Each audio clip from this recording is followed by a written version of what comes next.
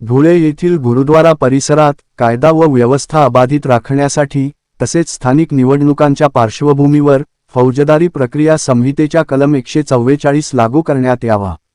जिल्हा सरचिटणीस राष्ट्रवादी काँग्रेस अजित पवार पक्ष उमेश धर्मदास महाजन यांची जिल्हाधिकाऱ्यांकडे निवेदनाद्वारे मागणी। धुळे येथील गुरुद्वारा परिसरात बाहेरून मोठ्या संख्येने काही निहंग सिंहांना आमंत्रित करण्यात आले आहे। निहंग सिंह हे त्यांच्या धार्मिक परंपरेनुसार शस्त्र धारण करतात, तथापि सध्याच्या परिस्थितीत इतक्या मोठ्या प्रमाणावर शस्त्रधारी व्यक्तींची एकत्रित उपस्थिती असल्यामुळे परिसरात भीती, तणाव व कायदा सुव्यवस्था बिघडण्याची तीव्र शक्यता निर्माण झाली आहे। धुळे शहरातील सुप्रसिद्ध अशा गुरुद्वारातील संत श्री धीरजसिंह बाबा यांच्या हत्येप्रकरणी आणि उद्या तिथे होऊ घातलेल्या अर्धासा समयी बेकायदेशीर सत्ता बाबांची जी गादी असतात ते करण्याचा प्रयत्न तिथे होऊ शकतो।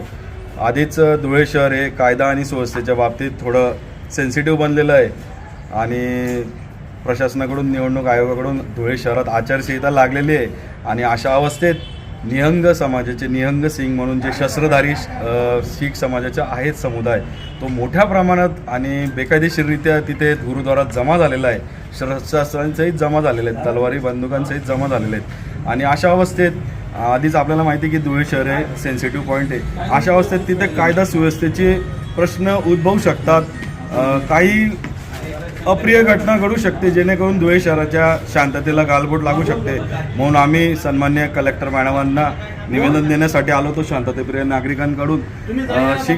शीख संघटचे लोक आणि मी शांत समिती सदस्य म्हणून इथे आलेलो होतो आणि निवेदन दिलं आम्ही की तिथे 144 धारा आपण लागू करण्यासाठी सन्मान्य SP साहेबांना आदेश करावेत, जेणेकरून कुठली अप्रिय घटना तिथे व्हायला नको।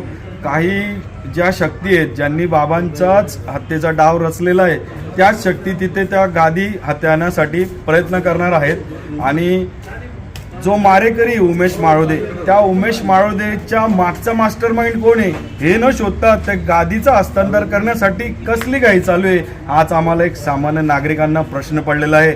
SIT फक्त नावापुरती असं आम्हाला वाटतंय। SITच्या ऐवजी CID चौकशी व्हावी ही मागणी आम्ही उद्या गृहमंत्र्यांना भेटून करणार आहोत आणि सर्व पत्रकार बांधवांनी या गोष्टीची जास्तीत जास्त प्रचार प्रसार करावा आणि दखल घ्यावी हे मी माझ्या सर्व पत्रकार बांधवांना आवाहन आणि नम्र विनंती करतो। धन्यवाद। हा निवेदन देणाऱ्यांमध्ये उमेश धर्मदास महाजन सोबत हरजिंदर सिंग, शेर सिंग, बोरू सेवक सिंग, वंशदीप सिंग, अभिप्रीत सिंग असे नाव आहेत।